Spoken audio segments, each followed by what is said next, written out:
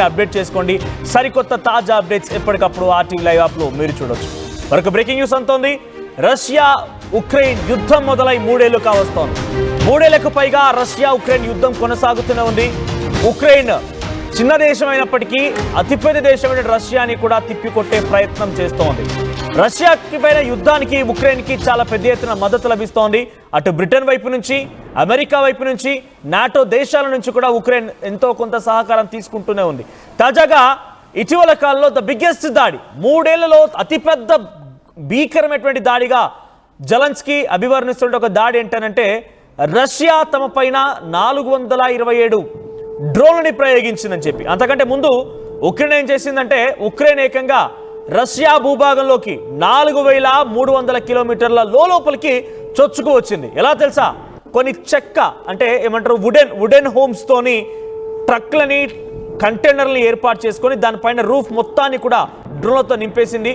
అయితే ఆ డ్రోన్లని ట్రంప్ అటు యుక్రెయిన్ నుంచి రష్యా వరకు తరలించగలిగింది అంటే కేవలం ఒకే ఒకటి, అటు టెక్నాలజీని సైతం బురిడి కొట్టించగల ఒక షీల్డ్ని ఉక్రెయిన్ దగ్గర ఏర్పాటు చేసుకుంది. అయితే ఆ షీల్డ్ని ఈ ట్రక్స్ పైన ఉంచేసింది. ఒకవేళ ఎలక్ట్రానిక్ డివైజెస్ ఉన్నటువంటి విషయాన్ని అక్కడ సెన్సార్లు కానివ్వండి లేకపోతే ఇన్స్పెక్షన్లు పరిశీలించకుండా అటువంటి డ్రోన్లు ఏర్పాటు చేసింది. అయితే తాజాగా ఇప్పుడు నేను చెప్తున్నటువంటి మరొక బిగ్ బ్రేకింగ్ న్యూస్ ఏంటంటే నిన్న ఈ దాడి తర్వాత పరస్పరంగా ఇటు రష్యా ఉన్నటువంటి 41 యుద్ధ విమానాలు కుప్పకూలు చేసిన తర్వాత రష్యా అధ్యక్షుడితో డొనాల్డ్ ట్రంప్ మాట్లాడుకొచ్చారు. డొనాల్డ్ ట్రంప్ ఏం మాట్లాడారంటే సుమారుగా మా ఇద్దరి మధ్య 75 నిమిషాల పాటుగా చర్చ జరిగింది.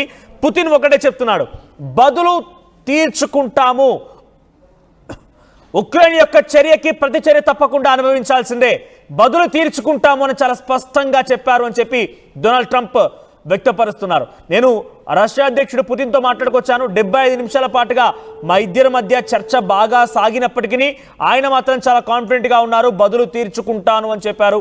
అంటే ఇప్పట్లో ఇరు దేశాల మధ్య శాంతి ఉండదు అనేది మాత్రం చాలా సుస్పష్టంగా అర్థమవుతుందని ట్రంప్ చెప్తున్నారు. ఉక్రెయిన్ రష్యాకు మధ్య శాంతి చర్చలకు ఆయన కొంత ప్రయత్నం చేశారు. సౌదీలో రష్యాతో భేటీ అవ్వడం, ఏకంగా జెలెన్స్కీని తీసుకువెళ్ళి అమెరికాలో వైట్ హౌస్లో భేటీ జరపడం, ఆ తర్వాత ఆ భేటీ కూడా ఒక రకంగా అటు అమెరికా ఉక్రెయిన్ మధ్య ఒప్పందాలకు సంబంధించిన అంశంలో ఒక మైన్ లీజ్ కోసం డొనాల్డ్ ట్రంప్ జెలెన్స్కీని పిలిపించుకొని వైట్ హౌస్లో మాట్లాడుతూ అదే నేపథ్యంలోనే నీ యొక్క మూర్ఖత్వమే అంటే జెలెన్స్కీతో ట్రంప్ మాట్లాడుతూ ఉక్రెయిన్ అధ్యక్షుడితో మాట్లాడుతూ నీ యొక్క మూర్ఖత్వమే నీ ప్రజల ప్రాణాలు తీస్తోంది, అమాయక ప్రజల ప్రాణాలు తీస్తోంది, నువ్వు ఒక జోకర్ అయిపోయావనేటువంటి మాటను మాట్లాడితే జెలెన్స్కీ అప్పుడు ముందుగా డొనాల్డ్ ట్రంప్ని తిప్పికొట్టి అక్కడి నుంచి వెళ్ళిపోయాడు. ఆ తర్వాత ఇద్దరి మధ్య ఒప్పందం కుదిరింది. ఉక్రెయిన్లో కొన్ని మైన్స్ని అమెరికా లీజ్ తీసుకుంది. తాజాగా ఇప్పుడు రష్యా ఉక్రెయిన్ మధ్య యుద్ధం మొత్తం భీకరంగా జరుగుతూ ఉంటే ఉక్రెయిన్ నుంచి ఒక డ్రోన్ ఏకంగా రష్యా అధ్యక్షుడు పుతిన్ వెళ్తున్నటువంటి హెలికాప్టర్ని ఢీకొట్టడం కోసం ఒక డ్రోన్ వస్తూ ఉంటే ఆ డ్రోన్ని సమర్థవంతంగా ఇటు రష్యా తిప్పికొట్టింది. ఆ తర్వాత సేఫ్గానే రష్యా అధ్యక్షుడు పుతిన్ టార్గెట్కి రీచ్ అయ్యారు. అక్కడ కార్యక్రమం హాజరైపోయి తిరిగి వెళ్ళిపోయారు.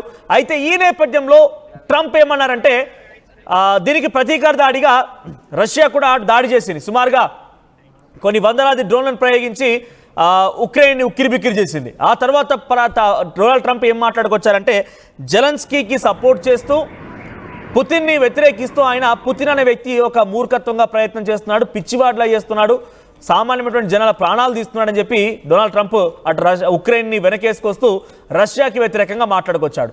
తాజాగా ఉక్రెయిన్ మరొక ప్రతీకార చర్యకు దిగింది. అంటే ముందుగా ఉక్రెయినే కొన్ని రోజుల పాటుగా సీజ్ ఫర్ అండర్స్టాండింగ్ లేకపోతే యుద్ధం నిలిపివేస్తున్నామనే సంకేతాలు ఇస్తూనే రష్యా అధ్యక్షుడిపై టార్గెట్ చేసి ఏకంగా ఆయననే హతమార్చేటువంటి ప్రయత్నం చేసిన నేపథ్యంలో రష్యా ప్రతీకార దాడి చేస్తే ఉక్రెయిన్ మళ్ళీ దాడి చేసి సుమారుగా 5 ఎయిర్ బేస్లని రష్యాలో ఉన్నటువంటి 5 ఎయిర్ బేస్లని బెలయా, ఒలెన్యా, జాగిలోవో, ఇవానోవా, ఆమూర్ ఈ 5 ఎయిర్ బేస్లని కుప్పకూలు చేసింది. ఏకంగా రష్యాలోకి 4300 కిలోమీటర్ల దూరంలోకి భూభాగంలోకి చొరబడి ఆ తర్వాత రష్యా ఎయిర్ బేస్లను కుప్పకూలు చేసింది. సుమారుగా $7 బిలియన్ నష్టాన్ని రష్యాకు చూపించింది. దానికి సంబంధించి 117 డ్రోన్లు వినియోగించినట్టు తెలుస్తోంది. 18 నెలలుగా ప్లాన్ చేసి మరి ఈ ఆపరేషన్ స్పైడర్ వెబ్ ని ఉక్రెయిన్ దీన్ని ఆపరేషన్ స్పైడర్ వెబ్ గా భావిస్తోంది. ఆపరేషన్ స్పైడర్ వెబ్ గా దీన్ని అభివర్ణిస్తూ రష్యా పైన దాడి చేసి 41 యుద్ధ విమానాలను నెలకూర్చేసింది. ఆ తర్వాత 420 డ్రోన్లతో రష్యా దాడి చేసినప్పటికీ దాని రిజల్ట్ ఏంటనేది రష్యా ప్రకటించలేదు. అటువైపుగా జెలెన్స్కీ మాత్రం అతిపెద్ద దాడి అంటే అభివర్ణించాడే కానీ ఇక్కడ కూడా అఫీషియల్ నోట్గా ఎంత నష్టం జరిగిందని చెప్పలేదు. ఒకసారి మీకు డొనాల్డ్ ట్రంప్ ట్వీట్ చూపిస్తాను. డొనాల్డ్ ట్రంప్ ట్వీట్ చూడండి. నేను 75 నిమిషాల పాటుగా Yes, I just finished speaking by telephone with President Vladimir Putin of Russia.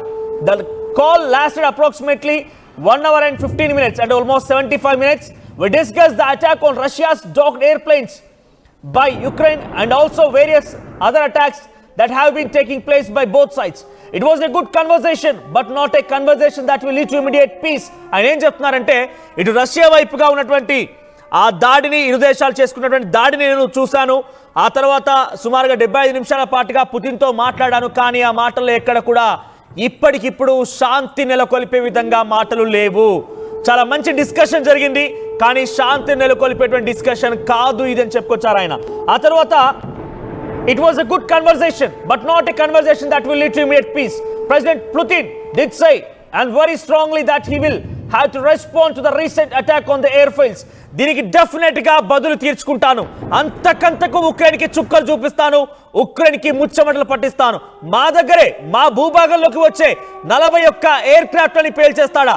వానికి ఎంత దమ్ము? వానికి చుక్కలు చూపించకపోతే రష్యా అధ్యక్షుడినే కాదనే రకంగా ఆయన వార్నింగ్ కూడా ఇచ్చారన్నట్టుగా ఇండైరెక్ట్ గా డొనాల్డ్ ట్రంప్ చెప్తున్నారు. ఎందుకంటే పుతిన్ ఏం చెప్తున్నారు అనేది ఆయనకు బేసిక్గా ఒక సినిమా డైలాగ్ వర్తిస్తుందేమో, నాకు కొంచెం తిక్కుంది దానికో లెక్కుంది అన్నట్టుగా.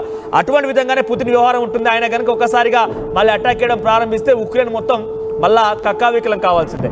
సో మరోవైపు ఇక్కడ మనం చూస్తే ఆ ట్వీట్ లో ఇంకా కూడా president Putin did say and very strongly that he will respond to the recent attack on the airfields. We also discussed Iran and the fact that time is running out on Iran's decision pertaining to nuclear weapons, which must be made quickly. I stated to President Putin that Iran cannot have a nuclear weapon, and on this I believe that we were in an agreement. President Putin suggested that he will participate in the discussion with Iran and that he could perhaps be helpful in getting this brought on rapid conclusion. Iran కి అమెరికాకి మధ్య కూడా విభేదాలు ఉన్నాయి.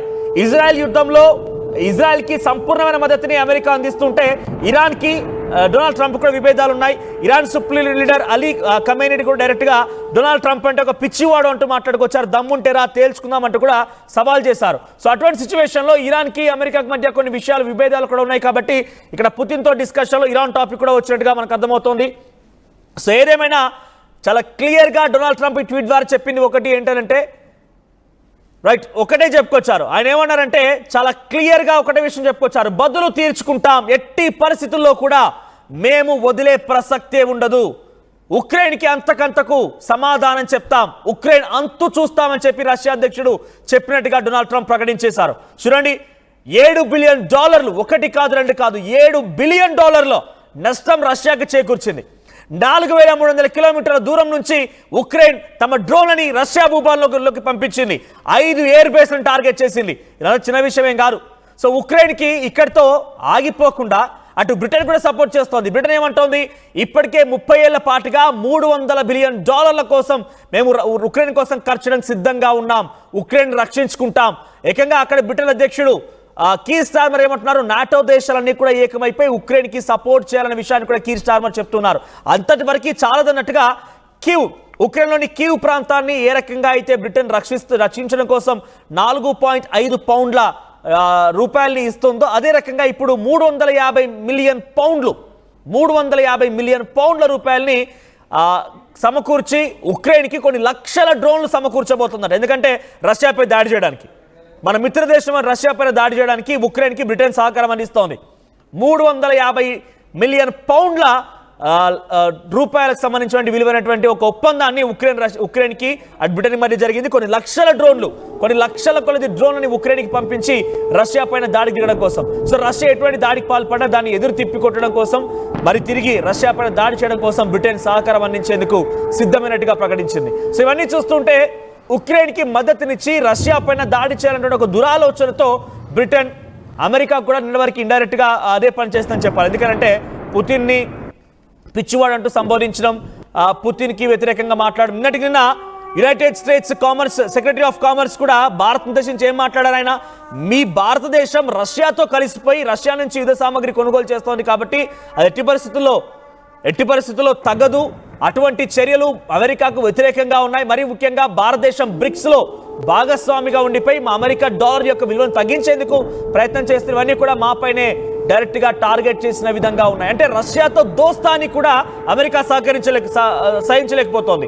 ఇప్పుడు కూడా రష్యాతో మాట్లాడారు అని అంటే కనుక కేవలం మరొక ఇరు దేశాల మధ్య అధ్యక్షుల మధ్య చర్చగానే భావించాలి. కానీ ఏదో అమితమైన ప్రేమ చూపించి రష్యాకి సపోర్ట్ చేస్తారని మనం భావించలేం.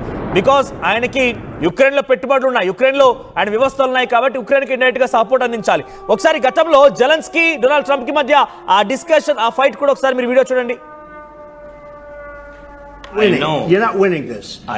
You have a damn good chance of coming out okay because of us. Mr. President, we are staying in our country, staying strong from the very beginning of the war. We've been alone, and we are thankful. I said thanks you haven't in been this alone. cabinet, you and haven't not been only alone. in this cabinet. We gave you, through this stupid president, $350 billion.